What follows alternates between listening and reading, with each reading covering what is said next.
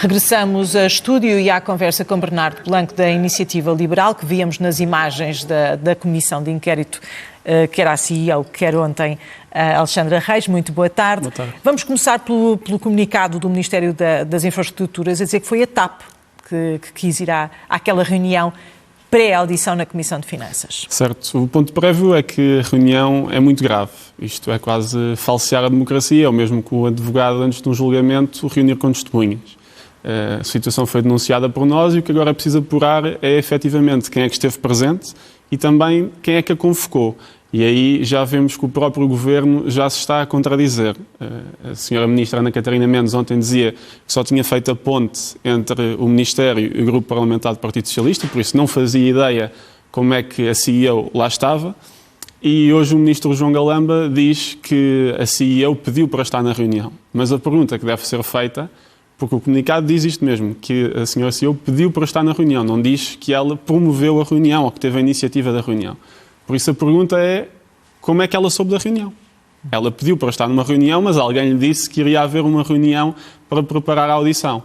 E isso aí é que ainda ninguém conseguiu dizer. Nós já pedimos os e-mails, quer aos Ministérios, quer ao Grupo Parlamentar do Partido Socialista, para saber de quem é que foi a iniciativa e quem é que efetivamente esteve presente, porque obviamente que se há deputados que estiveram nesta reunião e também estiveram na CPI, pode haver aqui um conflito de interesses. Por exemplo, quando for o Ministro Pedro Nuno Santos à Comissão de Inquérito, nós não sabemos se antes dessa audição, se por exemplo o Ministro esteve a combinar perguntas ou não com alguns deputados.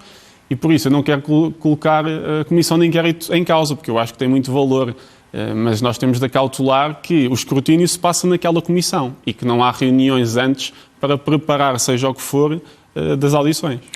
Em relação a ser uma prática comum, é uma prática comum? Eu nunca vi, mas o PS agora para normalizar diz que pelos vistos é normal. Só se for normal no PS e se isto é normal no país é um sinal muito grave, porque efetivamente o que acontece é que uma pessoa que vai escrutinar, um deputado, não deve reunir com alguém que vai ser escrutinado. Acho que isto é óbvio. Quando há aqui uma grande entrevista a um político, não se espera que o jornalista no dia anterior tenha... Vá combinar a entrevista com um político, não é? Pode fazê-lo. Não é ético, sim. Isto não é nada ético, exatamente. A nível parlamentar, acho que é inadmissível. É até grave, porque a TAP já tinha colocado o Governo em causa em muitos casos e agora isto passa também a afetar o Parlamento, que é uma situação que até agora ainda não tinha acontecido. Eu também espero que o Sr. Presidente da Assembleia da República comente no mínimo o caso, porque isto não é normal e o Parlamento não deve funcionar assim. O escrutínio deve acontecer no Parlamento. E no seu entender, essa questão deve ficar esclarecida antes da próxima audição, na terça-feira? Eu acho muito difícil que fique esclarecida antes da próxima audição. Nós, por exemplo, pusemos o requerimento para os documentos ontem e eles só vão ser pedidos na terça-feira. Por isso, só aqui já se perdeu 5 dias, terça-feira é o primeiro dia da audição, por isso será impossível ter mais documentação antes. Isto confiando que os Ministérios têm o bom senso de enviar os e-mails e toda a documentação que nós esperemos, obviamente, que tenham e esperemos que não haja mais nenhuma mentira, sendo certo que quando o Ministro João Galamba for à Comissão, parece muito difícil que aqui não esteja alguém a mentir, porque a versão da senhora Ministra e a versão do Ministro João Galamba são incompatíveis. Em relação a este caso, desta reunião preparatória da audição na Comissão de Finanças, a Iniciativa Liberal pede que a admissão de Ana Catarina Mendes e de João Galamba. Certo. A questão prévia é, nunca, a nosso entender, a democracia deve ser um teatro, digamos assim. As audições, o escrutínio deve ser ali feito, não deve estar nada combinado antes.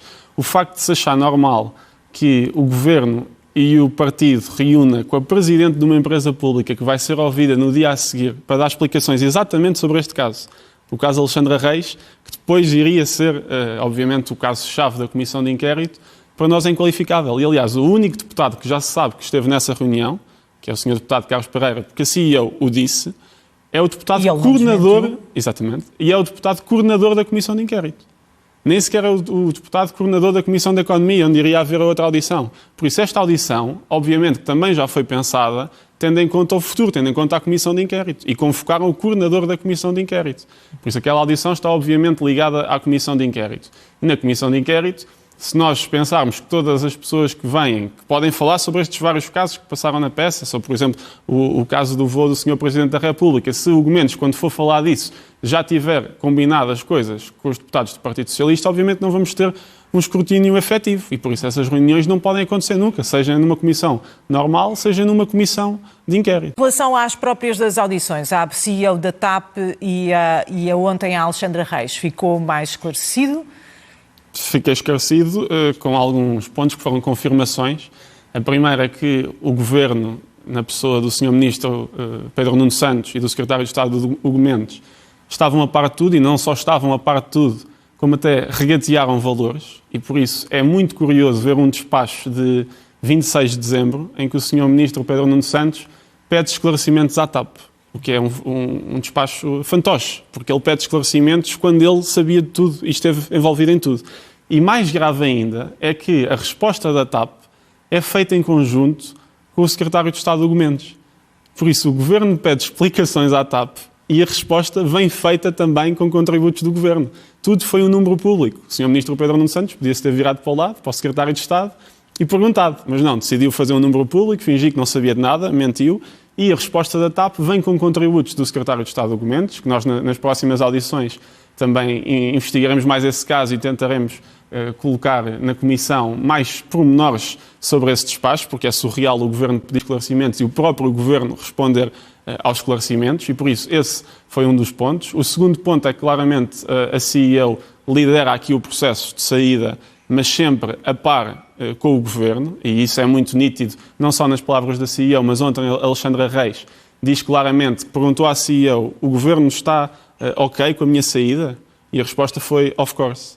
O Governo sabe tudo, está a par e está de acordo com a tua saída.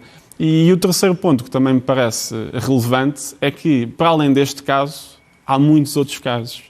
Pois é, isso que eu ia perguntar. E o que é que a Alexandra Reis não respondeu ao CEO? Não? A Alexandra Reis não respondeu a algumas coisas, como, por exemplo, quem é que a recomendou ao Ministro das Finanças. A senhora Alexandra Reis, senhora engenheira, disse que tinha uma boa relação profissional com a mulher de Fernando Medina, que era a diretora jurídica, e disse até, que não foi muito noticiado, que tinha estado com ela em 2022 numa lógica de networking. Essa expressão, obviamente, suscitou-me curiosidade, tendo em conta que a seguir foi colocada na nave e depois na Secretaria de Estado, mas a senhora engenheira foi muito rápida depois a dizer que eram almoços normais e que não tinha nada a ver com a nomeação, e também disse que conhecia várias pessoas no Ministério das Finanças com quem se dava muito bem e que a poderiam ter recomendado. Mas eu perguntei várias vezes também quem eram essas pessoas e a senhora engenheira também nunca respondeu. Por isso essa pergunta claramente ficou por responder, e não se sabe como é que as finanças a escolheram, e o relatório da IGF também não diz nada sobre isso. O relatório, ao meu ver, é muito parcial, porque tenta a todo o custo tirar as finanças da equação. As finanças eram um acionista. O Sr. Secretário de Estado do Tesouro, por exemplo, está no e-mail em que Alexandra Reis diz: eu coloco o meu lugar à disposição, e se esse e-mail tivesse seguido não se pagaria nada, como se sabe. Mas ninguém respondeu?